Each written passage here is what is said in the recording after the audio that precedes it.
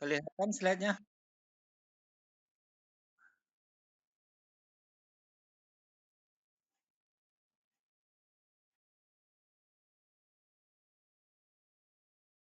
Udah nggak ada sinyal, nggak apa-apa, kamu mute aja lah. Kamu dengerin, bisa didengerin.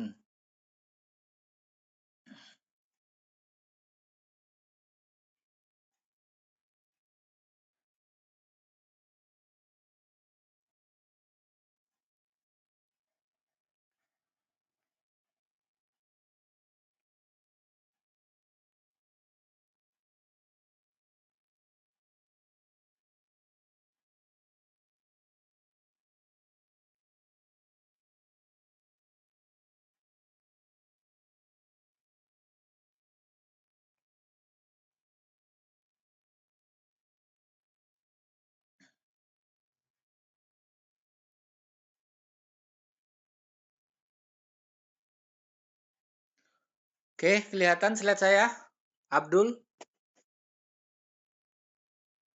Oke, kita lanjutkan ya. Mulai materi mengenai agrostologi. Jadi agrostologi itu adalah ilmu yang mempelajari tentang rumput-rumputan.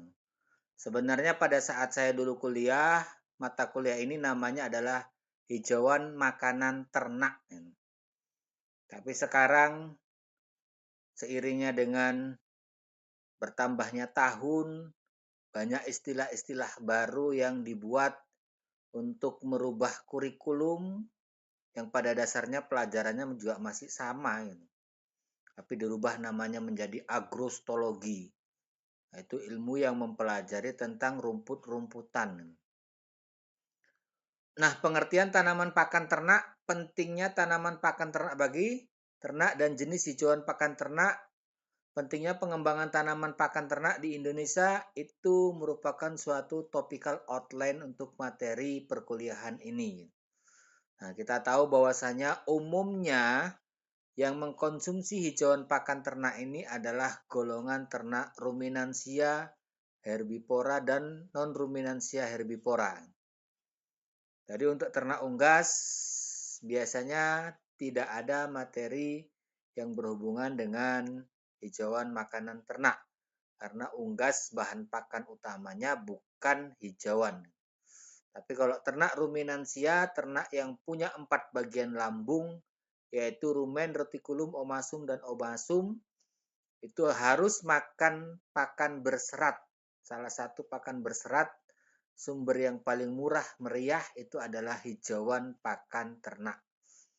Walaupun sekarang banyak sapi atau ternak-ternak ruminansia yang sudah tidak lagi makan hijauan, tapi makan limbah pertanian yang berbasis serat.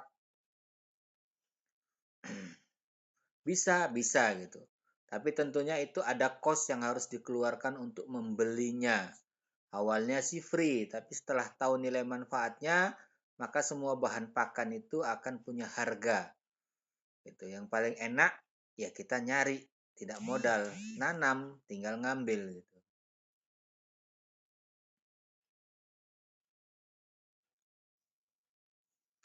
Jadi pentingnya pakan bagi ternak. Untuk apa pakan itu bagi ternak? Yang pertama adalah untuk hidup pokok. Hidup pokok itu apa? Hidup ternak tanpa melakukan kegiatan apapun, baik bergerak maupun pertumbuhan dan juga reproduksi.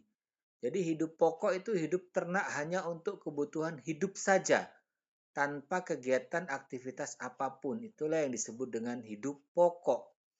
Nah, kemudian setelah hidup pokok terpenuhi, maka kelebihan pakan bagi ternak itu akan digunakan untuk produktivitas ternak, baik untuk pertumbuhan, baik untuk produksi daging, baik untuk produksi susu, tergantung kepada tujuan pemeliharaannya. Nah, selanjutnya tidak lupa juga mereka harus tetap meneruskan keturunannya dengan melakukan reproduksi. Jadi semua jenis makhluk hidup harus melakukan reproduksi karena itu merupakan bagian dari kodratnya untuk meneruskan keturunannya. Jadi pakan yang dikonsumsi oleh ternak akan digunakannya untuk hidup pokok, pertumbuhan, produksi, dan juga reproduksi. Nah, harapannya pakan itu harus tersedia kontinu dan mengandung zat-zat gizi seperti sumber energi, sumber lemak, sumber protein, sumber vitamin, sumber mineral, dan air. Nah, seperti yang kita ketahui bahwasannya zat gizi bagi ternak dan manusia itu ada 6 jenis ya induknya. Yang pertama itu adalah air, yang kedua adalah karbohidrat, yang ketiga adalah protein, kemudian lemak, vitamin, dan mineral. Jadi ada 6 unsur zat gizi yang penting harus ada dalam bahan makanan yang mutlak dibutuhkan baik oleh ternak maupun manusia.